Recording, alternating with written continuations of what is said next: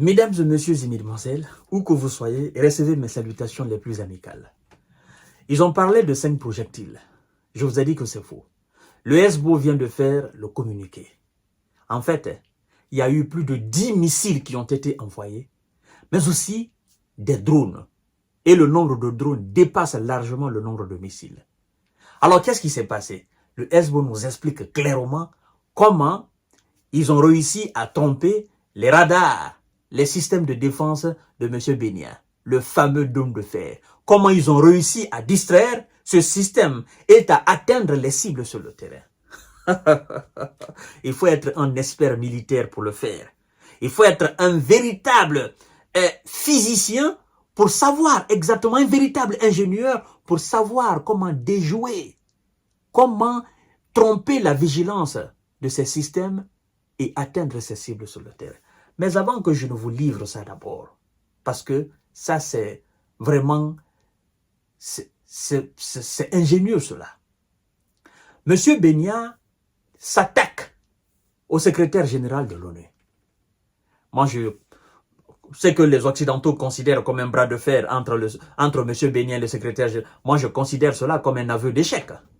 Et regardez ce que M. Bénia dit, avant que je ne touche d'abord à la stratégie, la haute stratégie n'est-ce pas, du SBO dans ses opérations aériennes. Bras de fer entre M. Bénia et M. Guterres. Le premier ministre de l'État hébreu, M. Bénia, a exhorté l'ONU à retirer tout de suite la force de paix, FINUL, des zones de combat au Liban. Des attaques contre les casques bleus de l'ONU peuvent être constitutives de crimes de guerre, a répondu dimanche le porte-parole du secrétaire général, n'est-ce pas, des Nations Unies, Antonio Guterres. Non seulement Antonio Guterres dit non, mais aussi il dit vos attaques contre cette force-là peuvent être constitutives de crimes de guerre. C'est un aveu d'échec que M. Bénia est en train de faire. Laissez les forces onusiennes. Allez-y combattre ailleurs. Parce que les autres n'attaquent pas les forces onusiennes. Laissez les forces onusiennes là où elles sont. Allez-y ailleurs. Il y a plusieurs secteurs, mesdames et messieurs. En fait, M. Bénia est en train de faire de la paperasse. C'est du chantage. Il est en train de faire. Ces hommes sont affaiblis sur le terrain. Ces hommes ne savent pas exactement comment il faut aller. Parce que ceux qui sont en face sont trop forts. Parce que ceux qui sont en face sont résilients, ils sont déterminés, ils sont engagés. C'est-à-dire ces gars-là, ils ont un objectif à atteindre. Comme a dit le secrétaire adjoint de leur organisation. Il dit, ils essaient de nous faire peur, mais on n'aura pas peur. Oui, notre patron qu'ils ont éliminé là, il nous a laissé un héritage de résistance et de détermination, de combativité. Et nous allons faire preuve de cela. Monsieur Bénia, s'il ne cesse pas son offensive, il va sentir cette histoire-là. Alors, mesdames et messieurs et mesdemoiselles, après le chantage de M. Bénia, je vous explique exactement la stratégie du SBO, n'est-ce pas, dans son offensive aérienne contre les positions de M. Bénia. Mesdames et messieurs, partagez la vidéo dans tous les groupes possibles. L'heure est grave. L'heure est grave. Alors, le SBO se félicite d'avoir mené une opération complexe. C'est là où ils expliquent comment ils ont réussi leur opération. Ils disent ceci. Dans un autre communiqué, lundi, le SBO a salué une opération complexe après la frappe sur Haïfa, qui a envoyé au repos éternel 4 S de M. Bénia. Alors, le SBO explique avoir lancé simultanément des dizaines de missiles sur diverses cibles dans les régions de Naharia et Acre dans le but de distraire les systèmes de défense aériens israéliens. Je reviens sur une partie pour que vous puissiez comprendre. Le SBO explique avoir lancé simultanément des dizaines. Ils n'ont pas dit 10, ils ont dit des dizaines de missiles simultanément. Ils ont lancé simultanément des dizaines de missiles sur divers cibles dans les régions de Naharia et Acre, dans le but de distraire les systèmes de défense aériens de M. Benya. Les drones sont parvenus à contourner les radars de la défense anti-aérienne et atteindre leurs cibles dans le champ d'entraînement selon le SBO. En dehors des dizaines de ces missiles, pendant que les systèmes de défense de M. Benya étaient concentrés sur les dizaines de missiles qui ont été envoyés pour les distraire, paf, il y a encore un lot, un très grand lot de drones qui a été envoyé. Et ce sont ces drones-là qui ont fait des dégâts. Vous voyez? Ça veut dire quoi? Tout cela veut dire quoi? Ça veut dire que lorsque, dans le ciel, d'un État doté de systèmes de défense, quelle que soit l'efficacité du système de défense, dans le ciel, lorsqu'il y a un nombre conséquent de projectiles qui vont à des vitesses différentes, le système de défense sera inefficace. C'est ce que ça veut dire. Donc, par conséquent, le système ou les systèmes de défense de M. Benya dans son propre pays seront inefficaces en cas d'envoi. C'est pourquoi je dis, M. Benya, faites très attention, il ne faut pas s'attaquer à l'Iran. Parce qu'en cas d'envoi de 1000 missiles de différentes vitesses, accompagnés de plusieurs milliers de drones, mais tes systèmes de défense seront inutiles.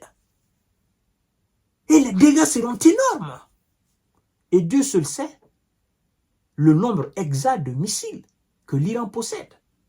Dieu seul sait que le nombre de drones d'attaque que l'Iran possède. On vous dit que l'Iran vend des missiles à la Russie. On vous dit que l'Iran vend des drones à la Russie. Je vous dis, on vous dit. Donc, même si cette information, bon, nous disons que c'est faux, mais supposons que cette information est vraie. Maintenant, vous qui me regardez, je vous pose la question. Est-ce que c'est 100 missiles que l'Iran vend alors? Ou bien c'est 100 drones que l'Iran vend alors à la Russie? Non. Ça fait longtemps, on dit que l'Iran vend des missiles et des drones à la Russie. Si la Russie, la grande Russie, doit acheter des missiles et des drones à l'Iran, approximativement, vous pouvez situer ça dans l'ordre de combien? Mais ce sont des milliers, voire même des centaines de milliers de drones et de missiles. Mais M. Zelensky vous dit que ce sont des centaines qui sont envoyés sur son pays. Et vous dit que ce sont des centaines de drones. Chaque jour, on envoie des drones et des missiles.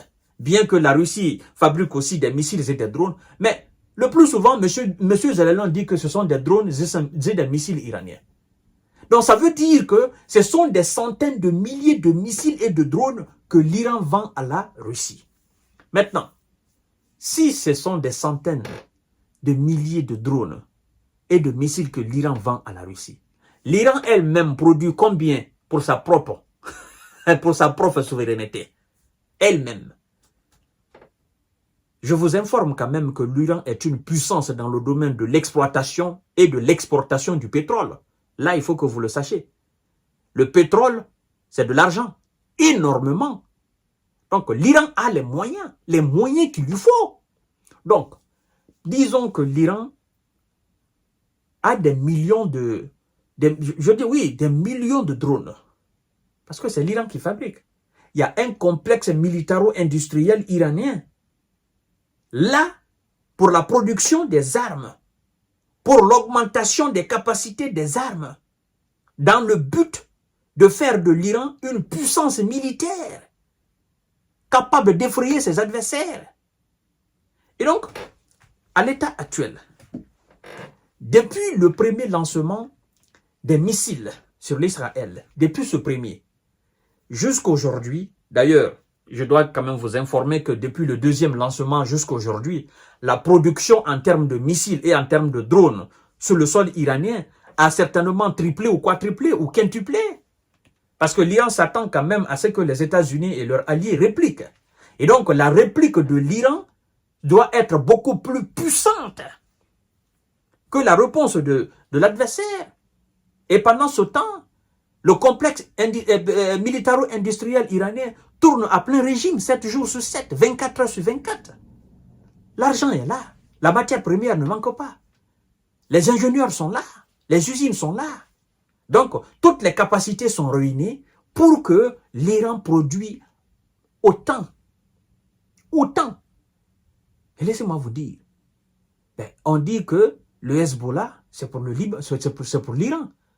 Et donc, les moyens à la disposition du Hezbollah, ça vient d'où? Les missiles et les drones, ça vient d'où? Posez-vous cette question. Et c'est ce qui rend aujourd'hui la tâche beaucoup plus difficile à M. Bennia.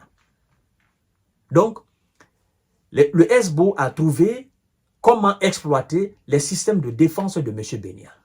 Et ça fait énormément mal.